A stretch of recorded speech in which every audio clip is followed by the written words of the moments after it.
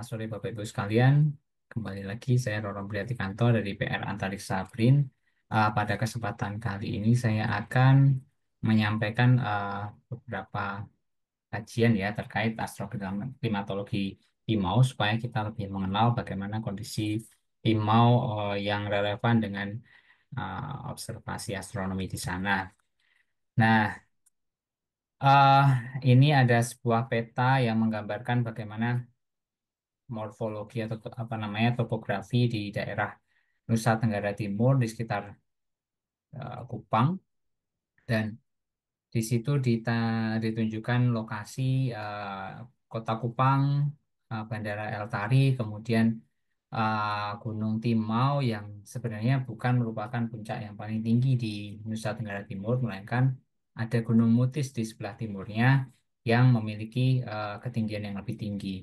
Nah, barangkali tadi sudah disinggung bahwa Observatorium Nasional Timau itu mencakup suatu kawasan di daerah Taman Nasional Mutis Timau.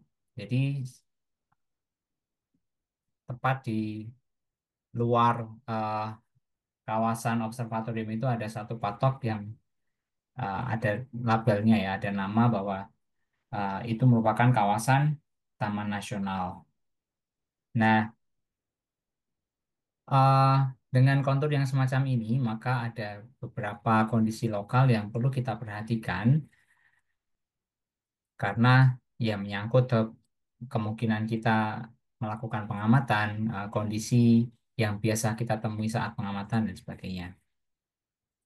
Nah, uh, secara prinsip ada beberapa variabel, beberapa faktor, beberapa parameter yang mempengaruhi kualitas dari situs astronomi, termasuk di dalamnya Observatorium Nasional Timau. Nah, yang paling penting, yang awal sekali dipelajari adalah terkait seberapa sering langit cerah kita temui dalam satu tahun. Ini dikenal sebagai fraksi langit cerah. Ada beberapa studi yang sudah dipublikasikan, salah satunya beberapa di antaranya adalah studi dari Pak Taufik Hidayat dan kawan-kawan dipublikasikan tahun 2012. Studi ini menjadi dasar pemilihan lokasi Observatorium Nasional Timau sekarang. Nah, kemudian di tahun 2023 ada apa namanya studi pembanding dan yang apa memperbarui hasil tersebut, uh, Priatikanto dan kawan-kawan. Nah, eh, citra satelit dan juga data in situ berupa data Sky Quality Meter itu menjadi eh, input dari kedua studi, dan arahnya adalah untuk mengetahui ya berapa banyak fraksi langit cerah. Kemudian ada faktor yang berikutnya terkait seberapa banyak uap air di udara. Ada juga faktor yang disebut sebagai precipitable water vapor yang ini sebenarnya cukup krusial ketika kita bicara pengamatan di rentang near infrared ataupun infrared. Nah, eh, publikasi terakhir dari Priatikanto dan kawan-kawan tahun 2024 itu memanfaatkan data klimatologi yang merupakan kombinasi dari model dan data observasional, itu dikenal sebagai ERA5. Ini eh, cukup kaya dan mencakup rentang waktu yang cukup panjang, resolusinya juga meskipun terbilang kasar tapi sudah cukup membantu untuk studi astroklimatologi. Nah, ada juga data GNSS based, tapi sayangnya tidak diambil di lokasi observatorium tapi di daerah Kupang. Nah, kemudian faktor yang ketiga yang akan saya bicarakan, saya singgung adalah masalah ekstinsi atmosfer yang berkaitan dengan seberapa keruh atmosfer di atas Timau dan juga seeing ya. Nah, yang pertama, uh, jadi di samping memanfaatkan citra satelit cuaca yang biasa kita analisis untuk mendapatkan seberapa banyak malam langit cerah sepanjang tahun, kita juga bisa memanfaatkan uh, data pengukuran in situ berupa uh, s- apa namanya terang langit sebagai fungsi waktu. Nah, pada tahun 2018 19 itu telah dilakukan pengukuran menggunakan Sky Quality Meter sepanjang waktu hampir 2 tahun. Memang tidak full, ada interupsi pada beberapa bulan di tengahnya. Nah, data ini bisa dianalisis, dilihat variabilitasnya sebagai fungsi waktu dan variabilitas sebagai fungsi waktu itu bisa diidentifikasi dan diklasifikasikan ini gara-gara awan atau sesuatu yang lain.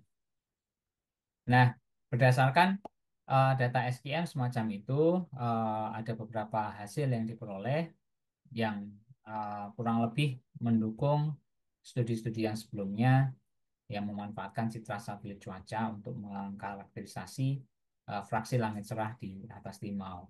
Nah, data sky quality meter ini juga bisa di apa namanya dicocokkan dengan model eh, apa namanya terang langit yang telah terpapar oleh cahaya bulan. Nah, dari situ ada dua faktor kunci yang bisa diekstrak dan kedua faktor itulah yang relevan dengan ekstinsi atmosfer di wilayah tersebut. Nah, menggunakan metode Markov chain nanti kalau kita bisa cocokkan model semacam itu dan memperoleh apa namanya estimasi ekstinsi atmosfer di sana. Nah, jadi yang sebelah kanan ini menunjukkan bagaimana model tersebut dicocokkan dengan data, sementara yang sebelah kiri ini mengilustrasikan bagaimana fluktuasi terang langit ini diasosiasikan dengan uh, kemunculan awan di atas lokasi. Nah, dari situ uh, kita bisa perkirakan kalau seandainya kita tahu, oh probabilitas langit cerah pada bulan Juni, Juli, dan sebagainya itu kita bisa hitung, maka kita bisa buat petanya. Kalau seandainya kita uh, dapat langit cerah pada bulan-bulan tersebut, maka kita punya kemungkinan yang lebih tinggi untuk melakukan pengamatan secara intensif di belahan langit tertentu. Nah, ini kira-kira petanya uh, bahwa kalau di total dalam 1 tahun ada daerah-daerah langit yang bahkan punya observing time yang maksimalnya bisa sampai 1.200 jam. Apakah itu tinggi atau enggak? Ya, bisa dibilang ini relatif tinggi. Nah, ada daerah-daerah yang barangkali itu menarik untuk menjadi area fokus bagi misi-misi saintifik yang dilaksanakan di Timau. Nah, kalau dari studi-studi tersebut ada beberapa kesimpulan yang bisa ditarik. Yang pertama, Timau memiliki langit yang bersih dengan terang langit yang ya mendekati 22 magnitude per square arc second. Kemudian koefisien ekstinsi yang diperoleh dari analisis data SDM itu cukup tinggi, yakni K sama dengan 0,48. Ya, ini masih masuk akal karena wilayah Observatorium Nasional masih berada di ya pita Katulistiwa, di mana eh, kadar aerosol di daerah Katulistiwa memang relatif tinggi dibandingkan daerah-daerah yang lain. Nah, kemudian secara rata-rata fraksi malam cerahnya mencapai 66% dengan perkiraan available observing time-nya itu kira-kira 7,8 jam per malam. Nah, tapi ini belum memperhitungkan kalau ada bulan yang muncul, purnama yang terlalu terang dan sebagainya. Nah, kemudian dari studi yang berikutnya, dengan memanfaatkan data dari era 5, kita bisa lakukan penggalian lagi untuk mengetahui bagaimana pola temperatur, peranginan, dan sebagainya. Dan salah satu eh, faktor kunci yang perlu kita ungkap adalah masalah precipitable water vapor. Nah, dari data 24 tahun, maaf 20-an tahun, eh, di daerah Timau itu punya karakteristik yang menarik. Misalnya, eh, kalau dari data era 5 tadi, fraksi langit cerah yang bisa dimanfaatkan itu lebih rendah dibandingkan apa yang kita simpulkan dari data satelit ya, yakni hanya 50% per tahun. Nah, temperatur di Timau lebih hangat dibandingkan dengan di Observatorium Bosca di Lembang. Nah, Kemudian kesimpulan yang berikutnya masalah peranginan itu masih aman, akan tetapi eh, ya masih ada peluang meskipun kecil munculnya siklon tropis yang amat sangat mengganggu. Contohnya pada tahun 2021 badai Seroja yang menghantam daerah Kupang, daerah Timau itu menjadi salah satu faktor kenapa teleskop 380 cm yang ada di Timau sekarang itu tidak kunjung selesai. Tidak, yang awalnya direncanakan tahun 2019, 2000 apa namanya?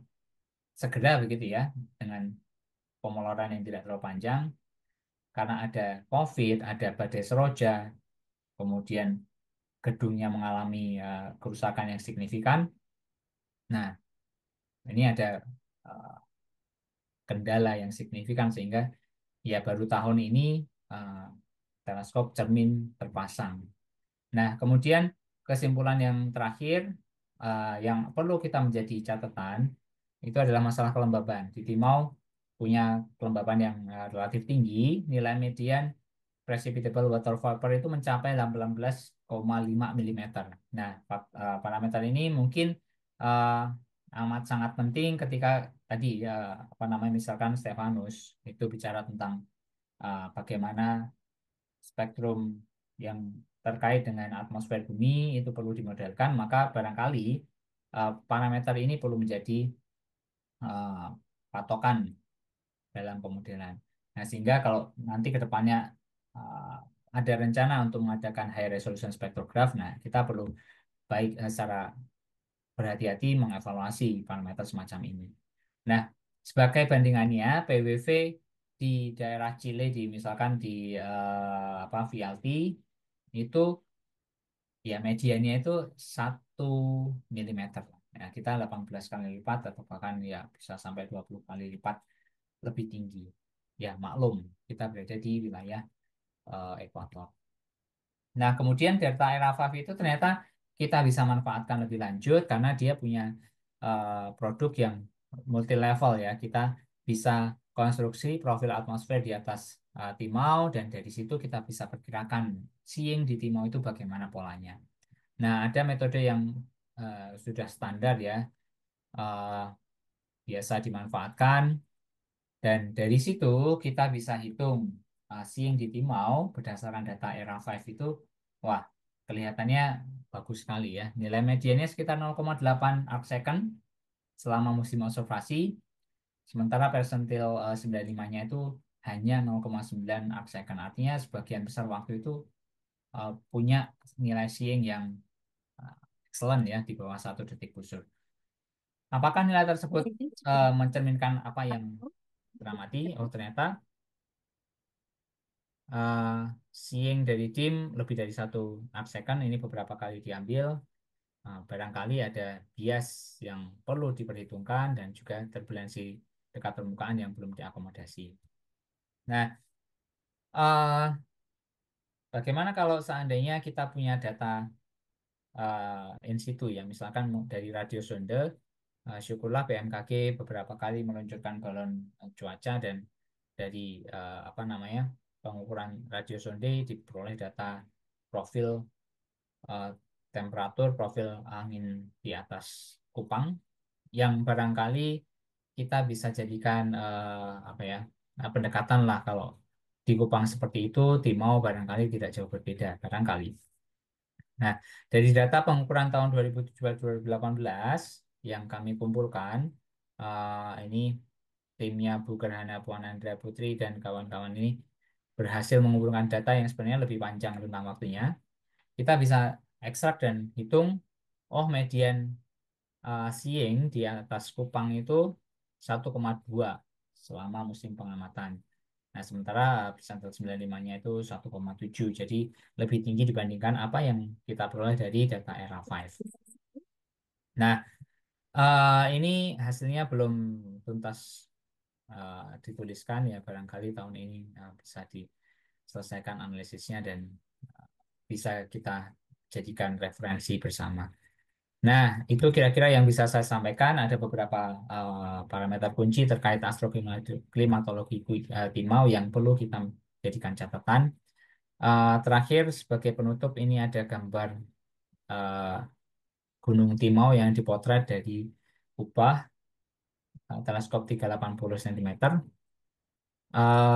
diambil pada siang hari dan pada bulan Maret 2025 ini ya beginilah kondisinya. Jadi ketika siang hari awan kondisi cuaca di lokasi itu ya cukup cepat berubah. Awan itu bisa dibilang cepat sekali bergeraknya dan eh, lewat tengah hari masih sering kali hujan. Nah, meskipun belum ada record yang eh, mantap terkait bagaimana kondisi saat musim pengamatan, ya mudah-mudahan Timau ini tetap memiliki kondisi yang kita bisa andalkan, kita bisa gunakan, eh, dan mudah-mudahan observatorium ini segera produktif. Ya, terima kasih. Demikian yang bisa saya sampaikan. Saya kembalikan ke moderator. Barangkali ada saran pertanyaan dari audiens sekalian.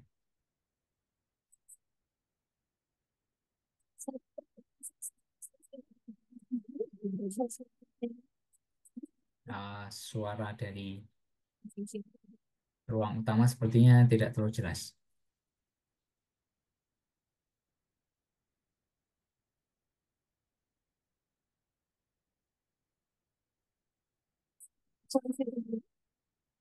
Kurang jelas.